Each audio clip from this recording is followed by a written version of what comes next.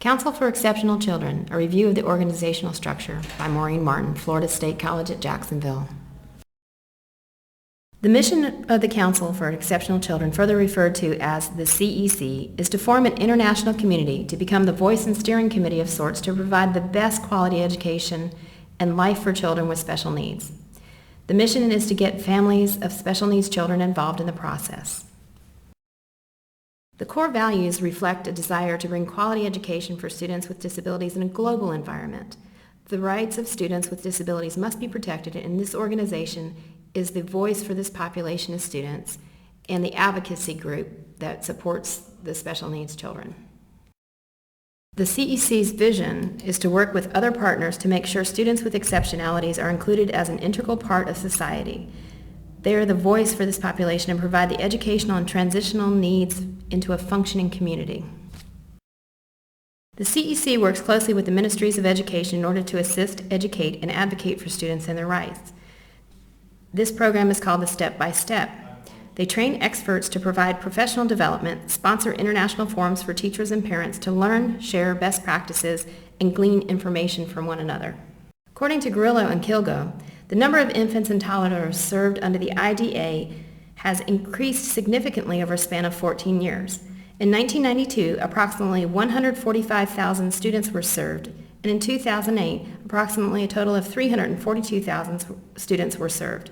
The increase in numbers can be attributed to multiple factors such as early identification, more highly trained professionals who are able to refer children to the proper agencies for support, and the increase in funding over the span of these years.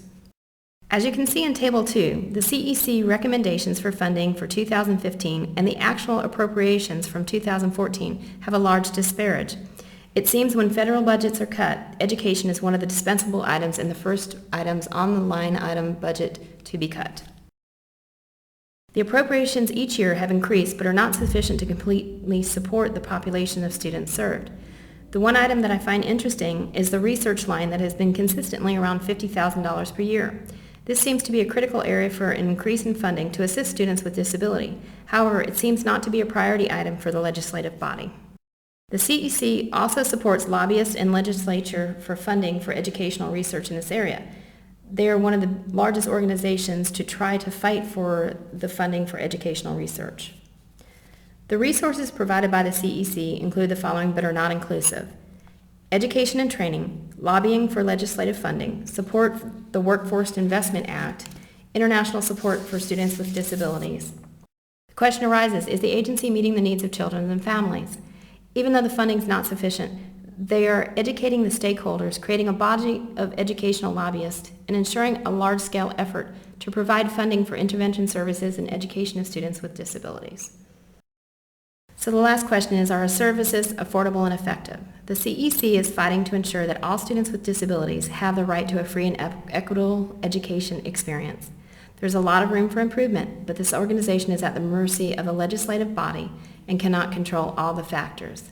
Overall, the CEC is doing a great job in educating the public, educating all the stakeholders, and making sure that the legislative bodies hear a voice for the children.